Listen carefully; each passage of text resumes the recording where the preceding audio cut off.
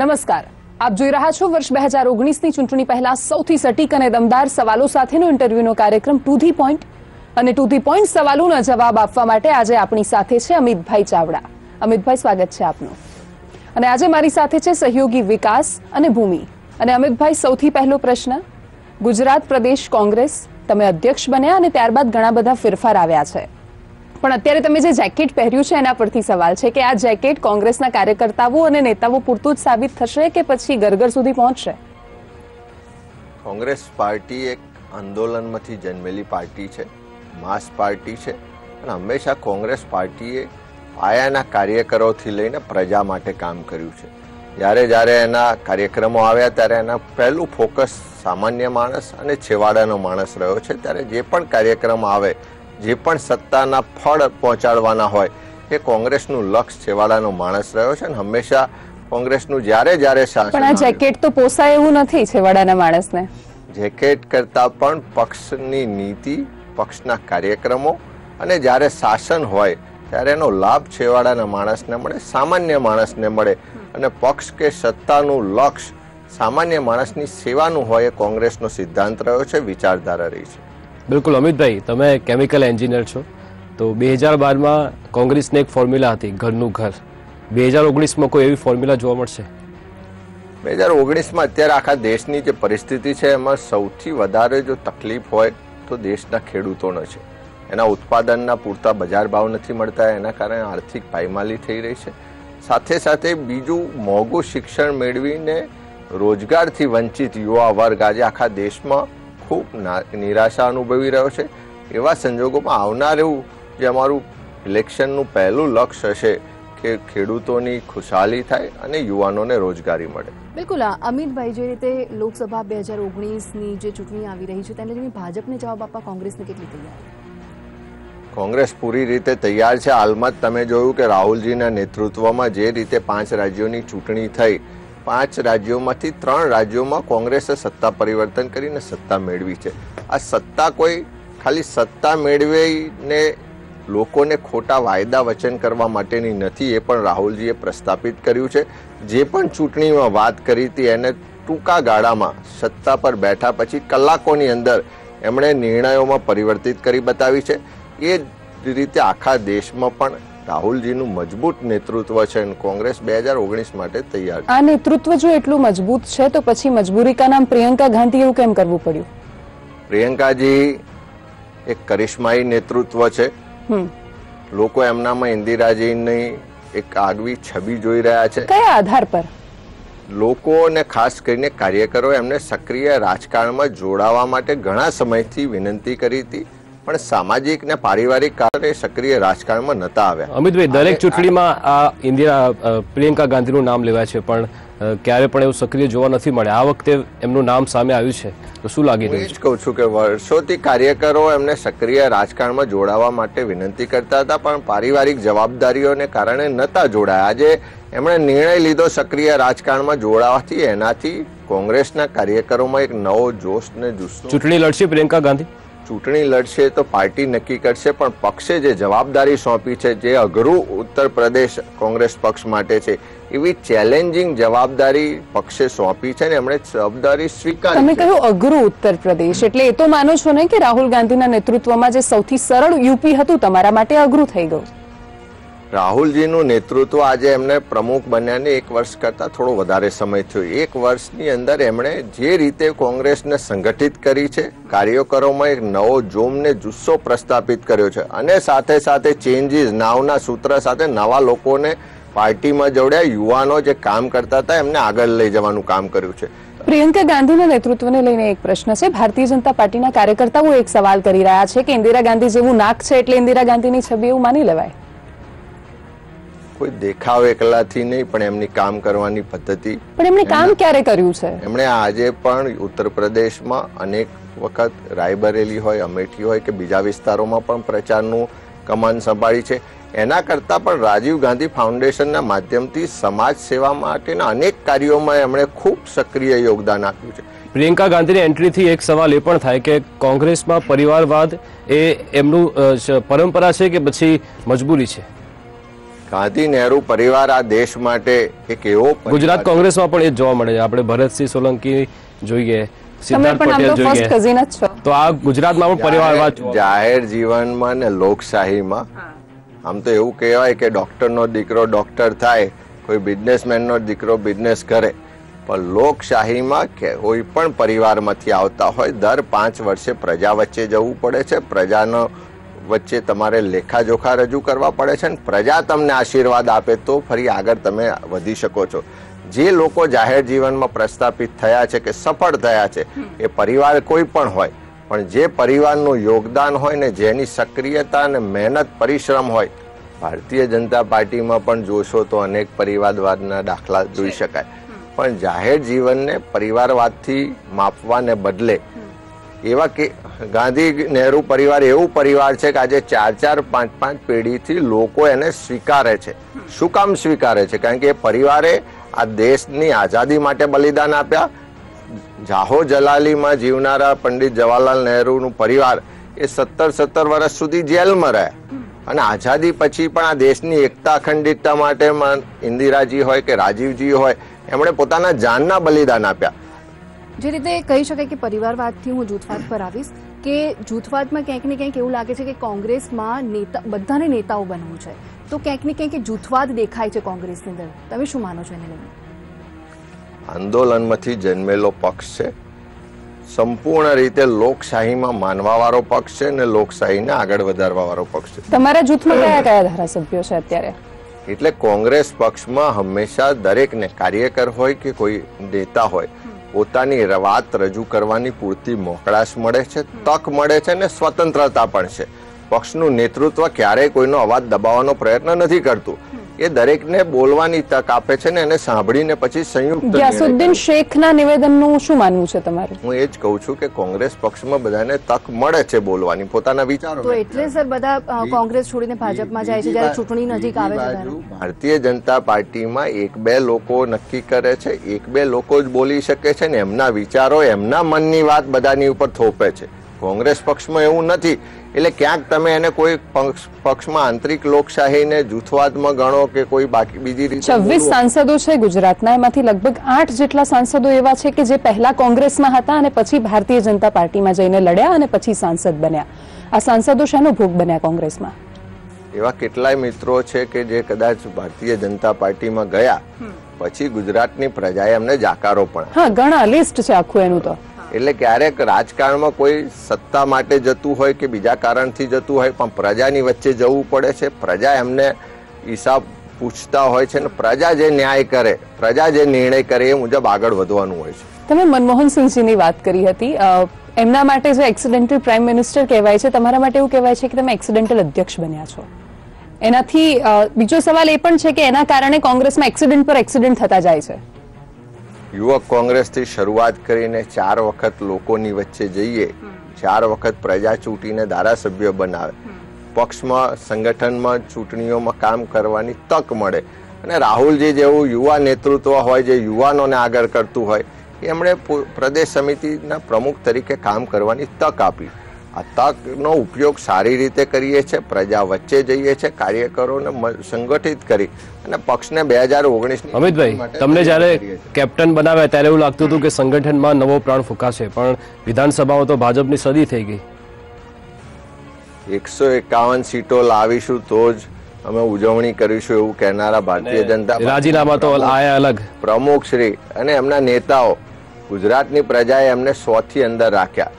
એમના પોતાની તાકાત પર તો 100 સુધી પહોંચી શક્યા નથી. તમે પૂરા કરી આપ્યા. કોંગ્રેસના લોકોને તોડીને લઈ જઈ અને અત્યારે ભારતીય જનતા પાર્ટી પોતાની તાકાત વધારવાનો પ્રયત્ન કરે છે. આજે ભાજપના નામે કે એમના કાર્યક્રમોના નામે કાં તો એમના શાસનથી લઈ અને લોકો વચ્ચે જવાય એવી શક્યતાઓ એમની પાસે નથી રહી. એના જ કારણે ક્યાંક કોંગ્રેસના લોકોને તોડવાનો. કોંગ્રેસ માટે કહેવાય છે કે કોંગ્રેસ એક એવો પક્ષ છે કે જેને કોઈ જ હરાવી શકે એમ નથી, એ જાતે જ હારી જશે. કોંગ્રેસ એક માસ પાર્ટી છે, આંદોલનમાંથી જન્મેલો પક્ષ છે. 132 વર્ષ થયા, અનેક લોકો આવ્યા ને ગયા, અનેક ચડતી પડતી આવી, ક્યારેક સત્તા મળી. કોંગ્રેસ જૂની થઈ કે કોંગ્રેસ ગરડી થઈ? સત્તા આવી, ક્યારેક વિરોધ પક્ષમાં રહી, પણ કોંગ્રેસે ક્યારેય પોતાના સિદ્ધાંતો ને કાર્યક્રમ સાથે ક્યારેય કોઈ કોમ્પ્રોમાઇઝ નથી કરી. કોંગ્રેસના કયા સિદ્ધાંતો? બધા લોકોને સાથે લઈને ચાલવું, કોઈ પણ જાતિ, ધર્મ, પ્રાંતના ભેદભાવ સિવાય દરેકને સમાન તક મળે, દરેક આગળ વધે, દરેક એક પરિવારની ભાવનાથી. તો પણ સિનિયર નેતાઓની નારાજગી જોવા મળે છે. સિનિયર નેતાઓ કોંગ્રેસ પક્ષમાં ઘણા અનુભવી છે અને અમારા જેવા યુવાનોને સતત માર્ગદર્શન પણ આપે છે. હમણાંથી ને લગભગ 1 મહિનાથી આપે છે માર્ગદર્શન. નવું તો હમણાં બનાવ્યું. સતત આપતા આવ્યા છે ને હજુ પણ આપવાના છે. આવનારા સમયમાં એક પરિવાર છે. એ માર્ગદર્શન જ આપશે કે પછી ચૂંટણી પણ લડાવશો એમને? સક્રિય રાજકારણમાં દરેક લોકો પોતપોતાનો રોલ અદા કરતા જ હોય છે અને કોંગ્રેસમાં દરેકને જવાબદારીઓ સાથે ક્યારેય એવું નથી હોતું કે જવાબદારીનું પરિવર્તન થાય એટલે કોઈ નિષ્ક્રિય થઈ જાય. એટલે ભાજપમાં જેમ અડવાણીજી અને મુરલી મનોહર જોશી છે એમ તમે ગુજરાત કોંગ્રેસમાં એક આખી પેનલ ઊભી કરી રહ્યા છો. ગુજરાત કોંગ્રેસના તમામ નેતાઓ આજે પણ સક્ષમ છે, સક્રિય છે અને પાર્ટીના કાર્યક્રમોને મજબૂતાઈથી લોકો વચ્ચે લઈ જાય. કોંગ્રેસ કયા આંદોલનો ઊભા કરશે હવે? મૂળ ગુજરાતમાં ખેડૂતોના પ્રશ્નો અત્યારે વ્યાપક છે. ખેડૂત તમામ રીતે નિરાશ છે, પાયમાલ થયો છે અને આત્મહત્યા કરવા મજબૂર. એટલે આંદોલન ના હોય તો કોંગ્રેસ જીતી ના શકે ને? આંદોલનના કાર્યક્રમો એનો મતલબ કે પ્રજાના પ્રશ્નોને વાચા આપવું. આંદોલન ક્યારે ઊભું થાય? બિલકુલ. 2014ની હાર, એમાં 26 બેઠકો ગઈ, 2017ની પણ હાર. આમાંથી કોંગ્રેસે શું શીખ મેળવી છે? ચોક્કસ 2017માં ગુજરાતની જનતા પરિવર્તન માટેનું મન બનાવી ચૂકી હતી. ક્યાંક અમારી થોડી કચાશ બૂથ પરની એના કારણે અમે 20 કરતા વધારે સીટો 3000 કરતા ઓછા મતથી હાર્યા છે અને આમાંથી અમે શીખ લીધી છે અને અમારું બૂથ પરનું તંત્ર વધારે મજબૂત કરીએ છીએ. બૂથ જીતીશું અને લોકસભા જીતીશું એ કોન્સેપ્ટ સાથે બૂથ મેનેજમેન્ટ અને બૂથ પર જનમિત્રો, પેજ પ્રભારીઓ બનાવવાની કામગીરી કરી રહ્યા છે અને બૂથને મજબૂત કરીને લોકસભાની ચૂંટણીમાં જવાના છે. કોંગ્રેસ આમ પણ છેલ્લા 25 વર્ષથી શીખ જ મેળવી રહી છે ગુજરાતમાં. પ્રશ્ન ક્યાં થઈ જાય છે અમિતભાઈ? કારણ કે 2017ની ચૂંટણી સંપૂર્ણપણે કોંગ્રેસના પક્ષમાં હતી. એ વાતાવરણ હતું, આંદોલન હતા, લોકો સાથે હતા, છતાં પણ તમે હારી ગયા કારણ કે આંતરિક ખટપટમાંથી જ ઊંચી નથી આવતી કોંગ્રેસ. ભારતીય જનતા પાર્ટી ચૂંટણી જીતવા માટે જે રીતે સામદામ દંડભેદનો ઉપયોગ કરે છે એના કારણે પણ એને ઘણીવાર ચૂંટણીમાં થોડા મતથી સફળતા મળી જાય છે. પણ તમે જોશો તો એનો જનાધાર કે લોકોમાં એનો જે વિશ્વાસ હતો ધીમે ધીમે ઘટતો જાય છે. વિધાનસભાની ચૂંટણીમાં એક કોંગ્રેસને 81 સીટ સુધી પહોંચવાની તક મળી અને લોકસભામાં તમે જોશો તો એ જનાધાર ભાજપનો વધારે ઘટી રહ્યો. કેટલી આવશે 26માંથી? 16 કરતા વધારે સીટો આવશે. બિલકુલ. અત્યારે અમિતભાઈ, વાતાવરણ ભાજપ વિરોધી છે પણ કોંગ્રેસ તરફી પણ નથી. ભારતીય જનતા પાર્ટી અને ખાસ કરીને નરેન્દ્રભાઈએ જે ગુજરાત અને દેશની જનતાને વાયદા અને વચન આપ્યા હતા, 5 વર્ષનો સમય પૂર્ણ થવા આવ્યો, એક પણ વાયદો કે વચન પૂર્ણ નથી થયા.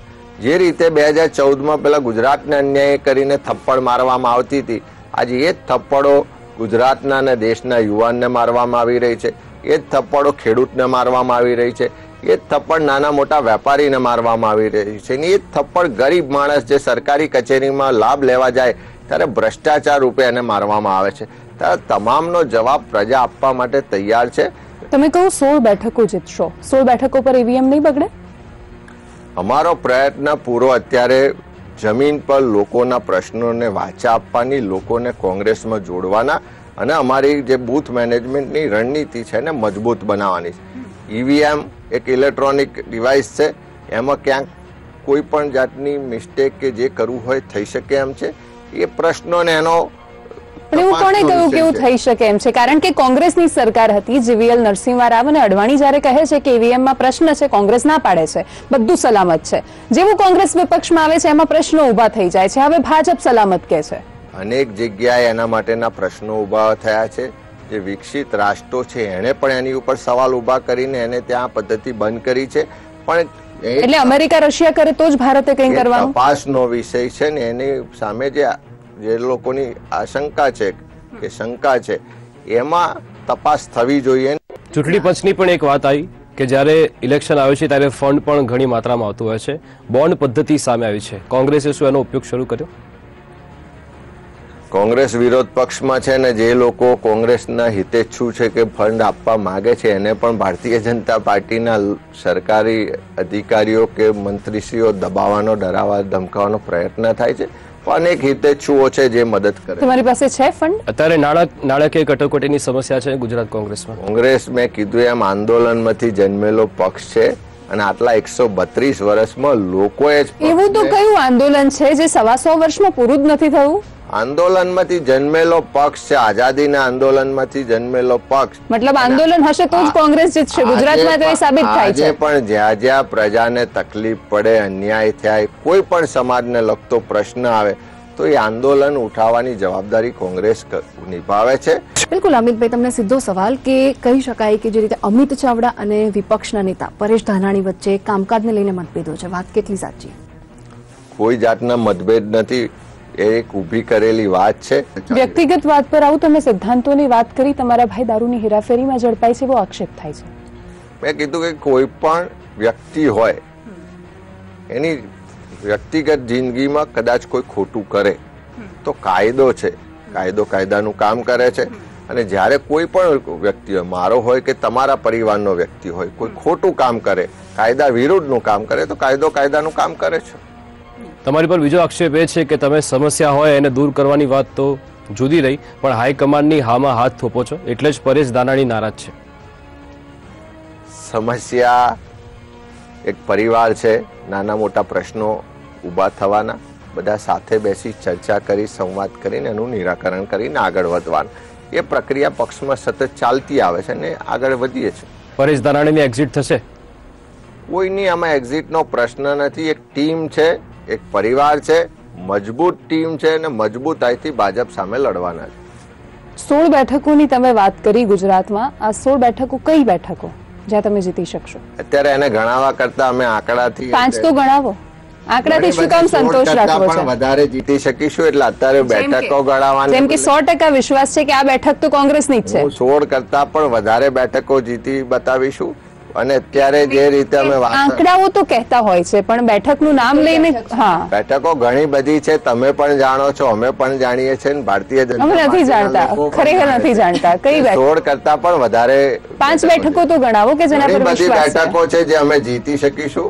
અને અત્યારે એને મને નામ આપીને મૂલવવાની જરૂરિયાત નથી. એટલે નામ આપીને મૂલવશો તો એ પ્રકારે સ્પર્ધા તૈયાર થશે ને ત્યાં, કેમ કે એક બેઠકનું નામ આપશો એટલે 5 નેતાઓના ફોન આવશે કે અમારે ટિકિટ જોઈએ છે. અમારામાં આજે પણ ઉમેદવારની પસંદગીની પ્રક્રિયા પક્ષે નક્કી કરી છે કે નીચેથી કાર્યકરોના અભિપ્રાય લેવાય. 2019 માટે હજુ સ્પષ્ટ મુદ્દો નથી દેખાતો કોંગ્રેસનો કે કોંગ્રેસ કયા મુદ્દા સાથે જશે? મેં કીધું કે આજે આ સરકારથી તમામ સમાજને તમામ વર્ગ નારાજ છે અને એમાં સૌથી મોટો એ નારાજ હોત તો તમારી સરકાર હોત. સૌથી મોટો વર્ગ ખેડૂત છે અને એનું તમે દાખલો કે એનું પરિણામ મધ્યપ્રદેશ, છત્તીસગઢ, રાજસ્થાન ને બધા રાજ્યોમાં જોયું છે. લોકશાહીમાં નારાજગી પ્રજાની જ્યારે હોય છે અને સાથે સાથે કોઈ પણ સરકાર હોય ભ્રષ્ટાચારી બને, અહંકારી બને અને અત્યાચારી બને તો પ્રજા પાસે એક જ શસ્ત્ર હોય છે, મતનું. અને એ શસ્ત્રનો પ્રજા 5 વર્ષે ઉપયોગ કરતી હોય છે. આ સરકાર અત્યારે અહંકારી છે, અત્યાચારી છે અને ભ્રષ્ટાચારી છે. ત્રણેય બાબતની સામે 3 રાજ્યોની પ્રજાએ એનો શસ્ત્રનો ઉપયોગ કરીને કોંગ્રેસને જીતાડી છે. તમારા પોતાના વિસ્તારની વાત કરીએ તો કોંગ્રેસનો ગઢ મનાય છે અને એવું જ લોકો કહી રહ્યા છે કે કોંગ્રેસ ત્યાં જીતી શકે છે, પણ કોણ હશે ત્યાંથી ઉમેદવાર? કયા કયા 4-5 ચહેરાઓના નામ આપવા હોય તો તમે આપી શકો. છે ચહેરાઓ ત્યાં? મેં પહેલા જ કીધું કે કાર્યકરો જે ઈચ્છે અને કાર્યકરોની જે લાગણી હશે એ મુજબ કહેવામાં સારું લાગે અમિત, એ મુજબનો ઉમેદવાર હાઈકમાન્ડ આ વખત પ્રજાને આપશે. કહેવામાં સારું લાગે, છતાં પણ કયા એવા નેતાઓ છે આણંદમાં? અભિપ્રાય ભરતસિંહ લડશે? અભિપ્રાય આવી રહ્યા છે અને એ અભિપ્રાય મુજબ નિર્ણય થશે. ભરતસિંહ લડશે? ભરતસિંહભાઈ પણ લડી શકે છે, સક્ષમ નેતૃત્વ છે, સૌરવ માન્ય નેતૃત્વ છે. એટલે છેલ્લો પ્રશ્ન, ગુજરાત કોંગ્રેસનો કયો એવો નેતા કે જે 26 બેઠકો પર જાય ને ત્યાં એની અસર થાય? માસ લીડર જેને કહેવાય ગુજરાત કોંગ્રેસમાં કોણ છે એવું?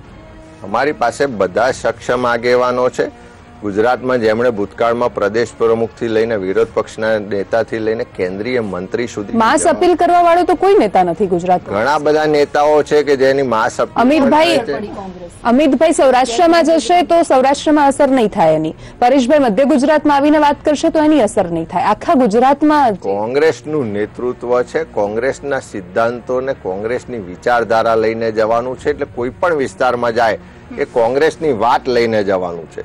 અને લોકોના પ્રશ્નોને વાચા આપવા માટે જવાનું છે. એટલે ગુજરાત ભાજપના કયા એવા નેતાઓ, 5 નેતાઓના નામ કે જે સારા નેતા છે અને એમનું કામ તમને ગમે છે? બધા નેતાઓ સારા જ હોય છે. નામ તો આપો અમિતભાઈ. પ્રજાની વચ્ચે જે કસોટીના એરણ પર સાબિત થાય એકબીજા માટે સારું કહેવાની ટેવ પાડવી જોઈએ. આ છેલ્લો વાત કરીએ. હા. બધા નેતાઓ સારા જ છે. હા, એમાં કોઈ વ્યક્તિગત ખોટું છે જ નહીં. આ લડાઈ છે વિચારધારાની લડાઈ છે.